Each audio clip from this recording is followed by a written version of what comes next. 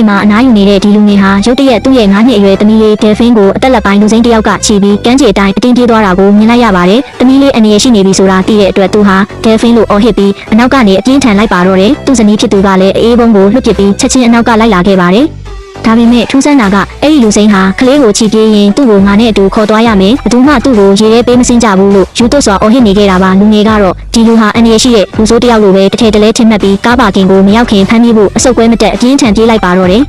နောက်ဆုံးမှာတော့သူဟာလူစိမ်းကိုတဲတောင်မြင်ပေါ်မှာပဲလှမ်းဆွဲပြီးလှဲချလိုက်ပါတော့တယ်ဒေါသအလွန်မင်းထွက်နေတဲ့အတွက်ထိုလူကိုတက်ပြစ်မတက်ဖြစ်နေစဉ်မှာပဲလူစိမ်းကတနာကမနဲ့တောင်းပန်ပါတယ်မိသမီးလေးကိုရေနာမပေးသွားပါနဲ့ငါ့ကိုခေါ်သွားခွင့်ပြုပါငါသူ့ကိုအနေရကင်းအောင်စောင့်ရှောက်ပါမယ်အမှုမျိုးတောင်းပန်ပါတယ်လို့တွတ်ပြောနေခဲ့ပါတယ်ဒီလိုနဲ့ရဲရရှိတွေရောက်လာပြီးလူစိမ်းကိုလက်ထိတ်ခတ်ဖမ်းဆီးဖို့လုပ်တဲ့အချိန်မှာပဲအခြေအနေကရုတ်တရက်ပြောင်းလဲသွားပါတယ်။လက်ထိတ်ခတ်ခံရလူဆဲလူစိမ်းဟာရဲတွေလက်ထဲကနေရုံထွက်ပြီးသမုတ်တရားတွေကိုအတင်းပြန်ပြေးဝင်သွားပါတယ်။အားလုံးကြောင့်အန်ဘီကြည့်နေတော့ထိုလူပြေးဝင်သွားတဲ့ပင်လယ်ပြင်စီကိုလှမ်းကြည့်လိုက်တော့မှပဲလူငယ်ဟာအမှန်တရားကိုမြင်လိုက်ရပါတော့တယ်။ပင်လယ်ထဲမှာကလေးနှစ်ယောက်ဟာလှိုင်းလုံးတွေကြားမျောပါပြီးအသက်လူအော်ဟစ်နေကြတာပါသူတို့အော်ဟစ်နေကြတာကခုနကလူစိမ်းကြောင့်မဟုတ်ပဲပင်လယ်ဒီလိုင်းတွေကပြင်းထန်လွန်းလို့ကြောက်ဆောင်တွေစီမျောပါသွားနေလို့ဖြစ်ပါတယ်လူစိမ်းကတော့ငါမင်းတို့ကိုကယ်ဖို့လာပြီးမစိုးရင်ကြနေလို့အော်ရင်ပင်လယ်ထဲအသက်ဆွန့်ကူးခတ်သွားပါတော့တယ်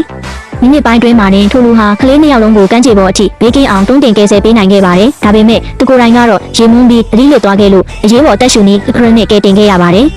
သူသတိပြန်ရလာပြီးရေတွေကိုအန်ထုတ်ပြီးတဲ့နောက်မှာတော့ဝမ်းနည်းစရာအတိတ်ကိုဖွင့်ဟပါတော့တယ်တောင်းပန်ပါတယ်မင်းတို့သမီးလေးကိုခေါ်သွားပြီးထိတ်လန့်အောင်လုပ်ဖို့ရည်ရွယ်ချက်မရှိပါဘူးလွန်ခဲ့တဲ့3နှစ်ကငါရဲ့9နှစ်အရွယ်သမီးလေးဟာဒီပင်လယ်ထဲမှာပဲရင်းနစ်ပြီးဆုံးရှုံးခဲ့ရလို့ပါအဲ့ဒီအချိန်ကစပြီးသမီးလေးအရွယ်ကလေးတွေကိုမြင်ရင်ငါသမီးလေးလိုထပ်ပြီးအသက်မဆုံးရှုံးစေချင်တော့လို့အလိုလျောက်သွားခဲ့မိလာပါတယ်